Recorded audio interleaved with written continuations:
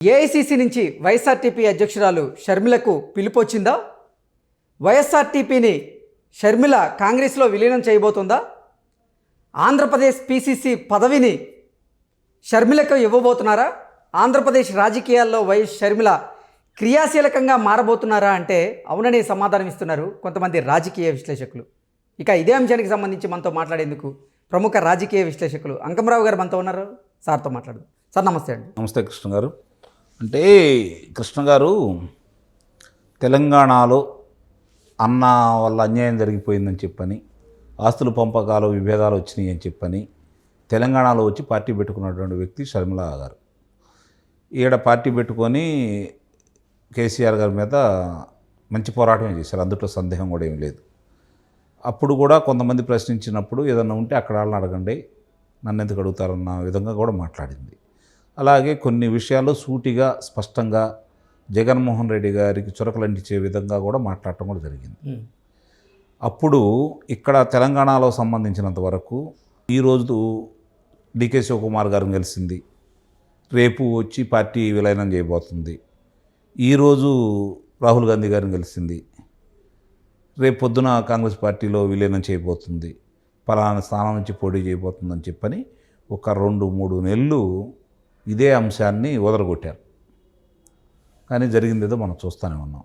అంతిమంగా చివరిగా ఆమె చేసిన మంచి పని ఏందా అంటే వాళ్ళకున్న అవగాహన కావచ్చు, ఆంధ్రాలో అవకాశం కల్పించే విధంగా కావచ్చు. అప్పుడు వచ్చినటువంటి సమాచారం కూడా ఏందా అంటే ఆమెకి కర్ణాటక నుంచి రాజ్యసభ స్థానం ఇచ్చేసి ఆంధ్రప్రదేశ్లో పార్టీ బాధ్యతలు అప్పచెబుతారనే విషయం తెలంగాణ ఎన్నికల కంటే ముందే ప్రజల్లోకి వెళ్ళిపోయింది. ఇప్పుడు ఇంకొంచెం దానికి విస్తృతమైన ప్రచారం జరగబోతుంది.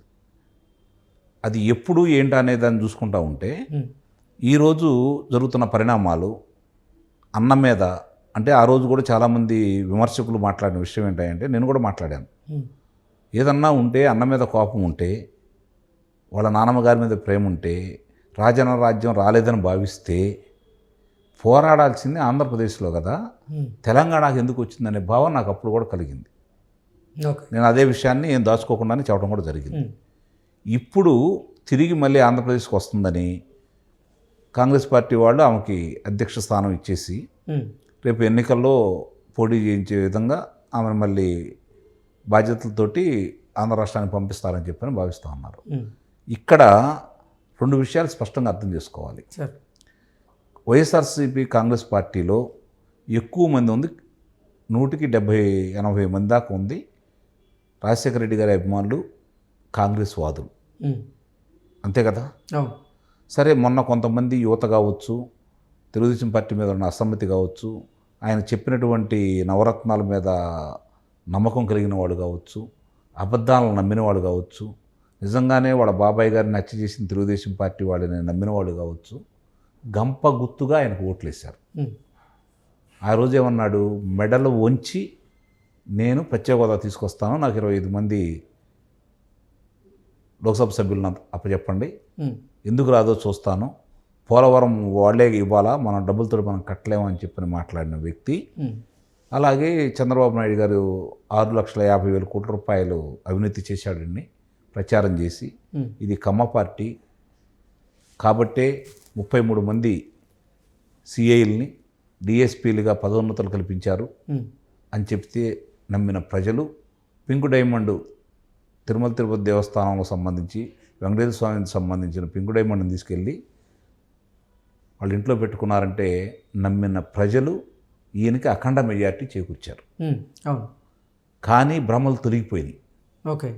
ఒకటి కాదు, 2 కాదు, వరుసనే చూసుకుంటా ఉంటే ఈ 4 సంవత్సరాల 6 నెలల 27 రోజులు ఆయన పాలన చూసిన వాళ్ళు, వాళ్ళకి భవిష్యత్తు అర్థమైపోయింది, ఆంధ్ర రాష్ట్ర భవిష్యత్తు అర్థమైపోయింది. ఇటు తెలుగుదేశం పార్టీయా, ఇటు వైఎస్ఆర్సీపీ పార్టీయా, ఈ 2 పార్టీలు జరుగుతున్నటువంటి వ్యత్యాసాన్ని వాళ్ళు గుర్తించారు పరిపాలనలో.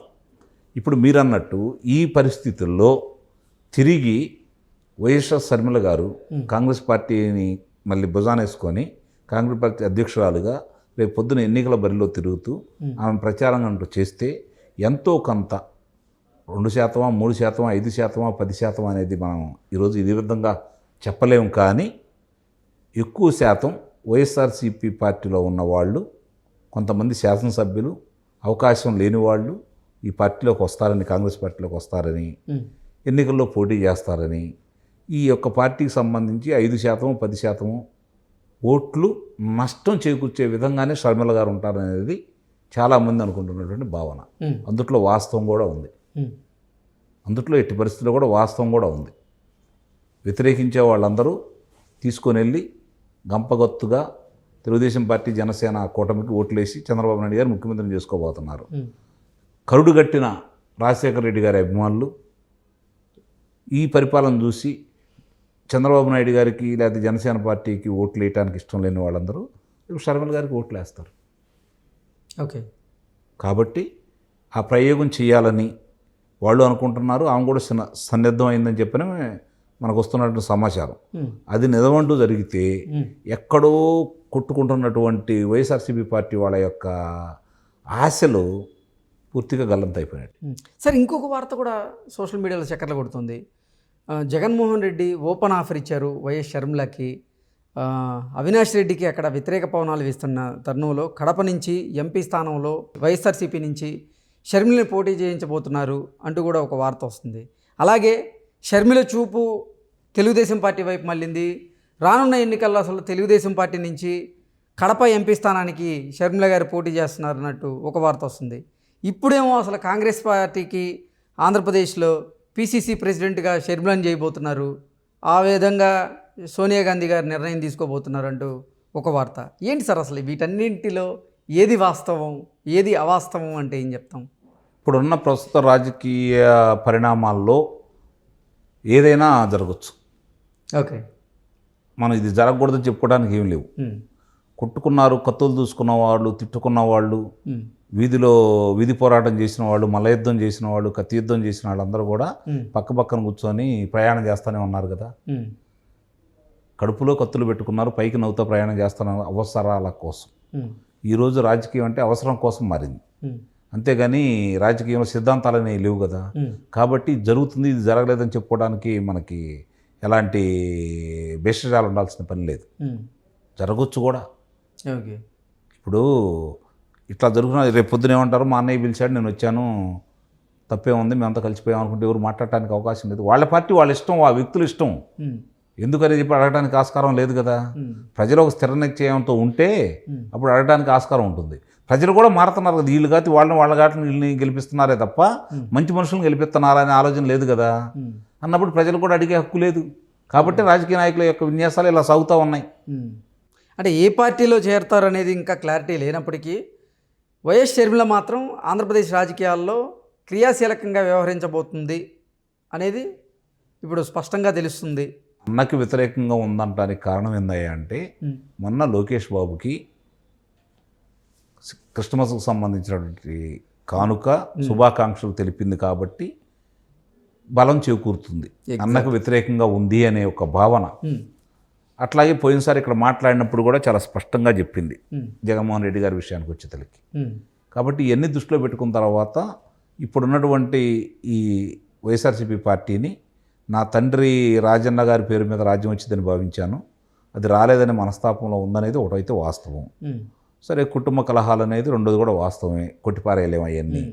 ఇవన్నీ దృష్టిలో పెట్టుకున్న తర్వాత సహజంగానే ఇప్పుడు గుర్తుపెట్టుకోండి, ఇద్దరు ప్రత్యర్థులు కలవచ్చు, వాళ్ళు ప్రత్యర్థులుగా పోటీ చేయొచ్చు, తర్వాత దాని గురించి పెద్ద పట్టించుకోరు.